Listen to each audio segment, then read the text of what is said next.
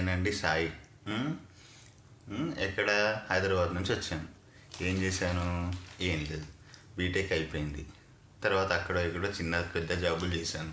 చేసినప్పుడు ఏం చేశాను? ఒక రూమ్లో ఉన్నాను. అప్పుడు ఏమైంది?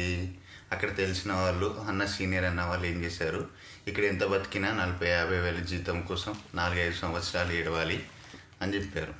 సరే అని ఆలోచించా. ఇంట్లోకి ఇది చెప్పా, అమ్మా చిన్న జాబ్ చేస్తున్నాను, ఏం సాటిస్ఫాక్షన్ లేదని చెప్పా. అప్పుడు ఏమైంది? సరే బిడ్డ చదువుకో అని చెప్పాను. చదువుకోమంటే ఏం చేయాలా? చదువుకోవాలని వచ్చాను. సరే ఏం చదువుకుందాము అని ఆలోచించి అప్పుడు ఏమనిపించింది, బీటెక్ చేసిన తర్వాత ఏం చేస్తాము, మిగతా ఏం చదువుతాము, ఏదో ఎంబీఏ అన్నా చేస్తాం, లేదా ఎంటెక్ అన్నా చేస్తాం, మాస్టర్స్ అన్నా చేస్తాం. ఫాస్ట్గా ఉంటుందని చెప్పి మాస్టర్స్ చేద్దామని వచ్చాం. సరే అని చెప్పి ఐఎల్స్ జిఆర్ఈ 3-4 నెలలు అటు పోయింది. సరే వచ్చింది ఏదో ఇక ఏమైంది, అయిపోయింది. జిఆర్ఈ వచ్చింది, ఐఎల్స్ వచ్చింది, 3-4 యూనివర్సిటీలు అప్లై చేసాం. ఆడి కన్సల్టెన్సీలు తిరిగి ఎక్కడ తక్కువ పడుతుందో అది చేసి ఇది చేసి ఈడి యుఎస్ నా కొడుక్కి ఇమిగ్రేషన్లో దానికి వీసా కట్టి I-94 అయిన బొచ్చు నా బొక్క అన్నీ కలిపి అన్నీ పెట్టేస్తుంది. సరే అంతా అయిన తర్వాత వీసా వచ్చింది, అంతా బాగా. వీసా రావడంతో ఏమైంది, NPSC క్లోజ్ చేశారు, డిపోర్ట్ చేస్తున్నారని భయం. ఒక ఎగ్జాక్ట్గా ఇంకా వారం ఉంది. ఫ్లైట్కి వారం ఉన్నప్పుడు ఏంటి బతుకు, పోతామా ఉంటామా. సరే అట్టా అని చెప్పి లగేజ్లో ఏం చేసుకోవాలా, ఏమైనా దొరకబడితే దీనికన్నా పంపిస్తాడేమో అని చెప్పి తక్కువ చేసుకోవాలి. తర్వాత ఏమైంది, సరే ఆ ఘట్టం అయిపోయింది. ఫ్లైట్ ఎక్కాము, యూఎస్కి దిగిన తర్వాత చలి. ఈ క్లైమేట్ ఏదో బతికిందా అంటే బతుకుతున్నామా అని నడిచింది. తర్వాత ఏమైంది, సరే వచ్చాం.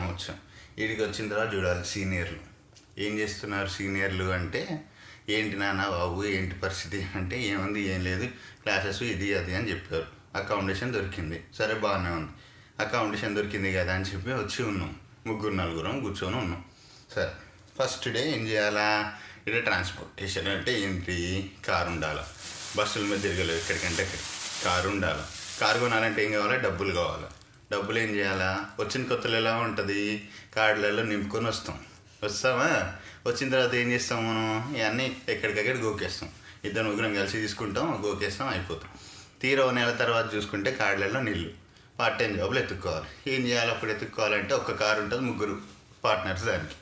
ఓడోడికి ఒక్కో షెడ్యూల్ వస్తుంది.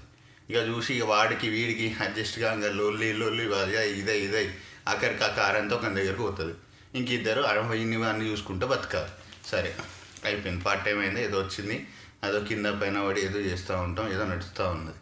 ఇప్పుడు ఏంటి, అంతా బాగానే ఉంది, ఏదో ప్రస్తుతానికి బాగానే ఉంది. H1 బిచ్1 ఏదో ఆలోచిస్తూ ఉన్నాం, కన్సల్టెన్సీలు అనుకుంటున్నాం. తర్వాత ఏమైంది, ట్రంప్ గారు వచ్చాడు.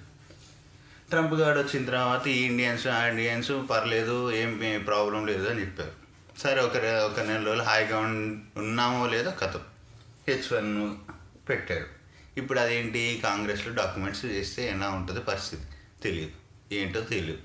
ఇప్పుడు ఎలా ఉంది అంటే అటు వెనక్కి వెళ్ళలేము, ఇక్కడ ఉండి బతకాలేము, ఏం చేయాలో అర్థం కావట్లేదు. ఏం చేయమంటారండి, అవసరమా ఇదంతా మనకు?